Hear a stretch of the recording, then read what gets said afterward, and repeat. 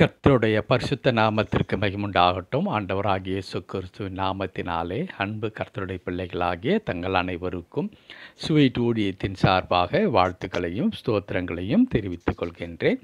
சங்கீதங்களின் புத்தகம் 23ஆம் சங்கீதம் 4வது வசனம். சங்கீதம் 23 வசனம் 4.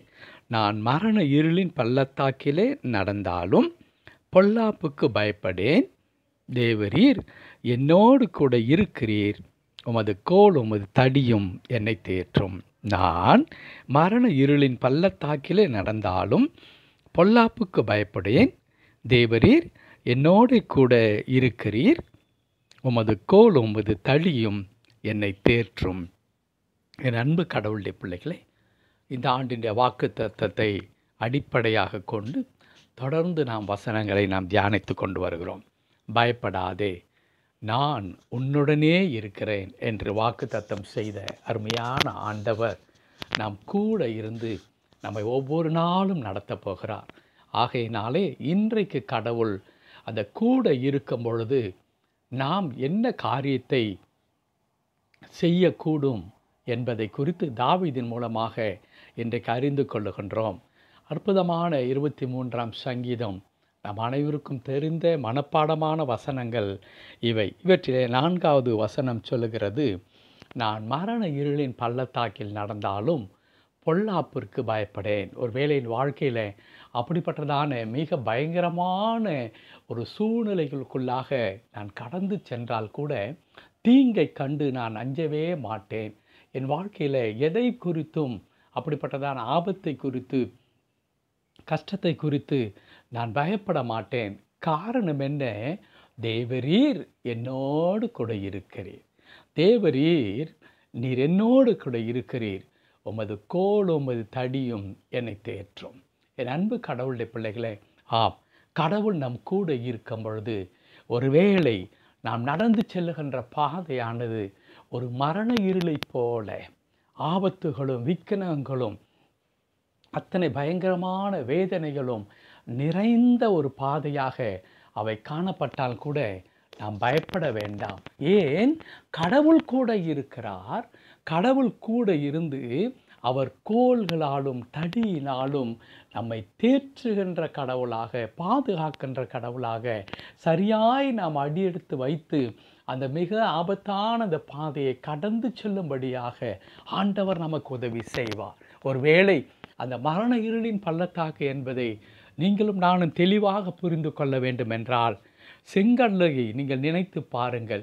இஸ்ரவேல் மக்கள் என்ன செய்கின்றார்கள்? எகிப்திலிருந்து வெளியே வருகிறார்கள். வரும்பொழுது அவர்களுக்கு சொல்லப்படுவது என்ன?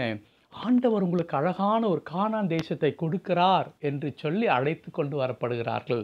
ஒருவேளை இந்த வார்த்தையை கேட்டவுடனே அந்த மக்களுக்குள்ளாக அவ்வளோ பெரிய மகிழ்ச்சி வந்திருக்கும். ஆம், இந்த எகிப்தின் அடிமைத்தனம் முடிந்து விட்டது. கடவுள் எங்களுக்கென்று பாலும் தேனும் ஓடுகிறதானே ஒரு அற்புதமான தேசத்தை கொடுக்க போகிறார் என்று மக்கள் உற்சாகத்தோடு கூட வருகிறார்கள். ஆனால் திடீரென்று ஒரு ஆபத்து வருகிறது. செங்கடல் எதிரே நிற்கிறது. பயப்படுகிறார்கள், கலங்குகிறார்கள். ஓ, நான் எகிப்திலே இருந்திருந்தால் கூட பரவாயில்லையே என்று திகைக்கும் பொழுது ஆண்டவர் அந்த செங்கடலுக்குள்ளாக பாதையை உண்டாக்கி தருகிறார். வெட்டாந்தரையை உண்டாக்கி தருகிறார். அந்த வெட்டாந்தரைக்குள் நடக்கிறார்கள். ஆனால் வலது புறம் இடது புறம் இப்படி திரும்பி பார்க்கும் பொழுது என்ன நின்று கொண்டிருக்கிறது? அதே கடலின் தண்ணீர் மதிலை போல நின்று கொண்டிருக்கிறது. அந்த தண்ணீரை பார்க்கும் பொழுது நிச்சயமாக பயந்திருப்பார்கள். ஐயோ, இந்த தண்ணீருக்குள்ளாய் நான் போகிறேன், இந்த தண்ணீர் மாத்திரம் இப்பொழுது இணைந்து விடுமானால், அசையுமானால் நான் அந்த தண்ணீருக்குள்ளாய் மூழ்கி போவேனே என்று நம்முடைய கிராமத்தில் சொல்லுவார்கள் அல்லவா?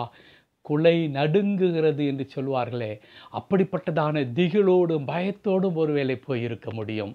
என் அன்பு கடவுளுடைய பிள்ளைகளே, அதுதான் மரண இருள் என்பதென்ற அடையாளம். ஆனால் கர்த்தருடைய தாசன் சொல்லுகிறார், நான் அப்படிப்பட்டதான சூழ்நிலைக்குள்ளாய் நான் தள்ளப்பட்டால் கூட நான் பயப்பட மாட்டேன். காரணம், என் ஆண்டவர் என் கூட இருக்கிறார். அவருடைய கோலும் தடியும் என்னை தேற்றும். இந்த காலை நேரத்தில் என் அன்பு கடவுளுடைய பிள்ளைகளே, ஒருவேளை இந்த வருடத்தை துவங்கும் பொழுதே நான் மகிழ்ச்சியோடு துவங்கினேன் தான். ஆனால் வழக்கம் போல திகிலும் வேதனையும் கவலையும் என்னை சூழ்ந்து கொள்ளுகிறது, என் பாதை கடினமாய் தோன்றுகிறது என்று நினைக்கிறீர்களா? கவலைப்படாதீர்கள், பயப்படாதே, உன் கூட இருக்கிறேன் என்று சொன்ன கடவுள் உன் கூட நடந்து வந்து கொண்டிருக்கிறார். அவருடைய கோலும் தடியும் உங்களை தேற்றும். ஜெபிக்கலாமா? கிருபை நிறைந்த நல்ல ஆண்டவரே, உமக்கு நன்றி செலுத்துகிறேன் கர்த்தாவே. தேவரே என் கூட இருக்கிறீர், உமது கோல் உமது தடியும் தேற்றும் கர்த்தாவே. ஆகையினாலே ஒருவேளை மரண இருளை போன்ற சூழ்நிலைகள் எங்கள் வாழ்க்கையில் வந்தாலும் அவற்றை குறித்து நாங்கள் பயப்படாமல் தொடர்ந்து முன்னேறி செல்ல கர்த்தர் கிருபை தாரும். அப்படி என்னுடைய இணைந்து ஜெபிக்கிற அன்பு கடவுளுடைய பிள்ளைகள் ஒவ்வொருவரையும் தம்முடைய திருக்கரத்தில் தாழ்த்தி அர்ப்பணிக்கிற ஆண்டவரே, எங்கள் யாவரையும் பொறுப்படுத்த கர்த்தர் வழி நடத்துவீராக. மீட்பர் நாமத்தில் பிதாவே. ஆமென், ஆமென்.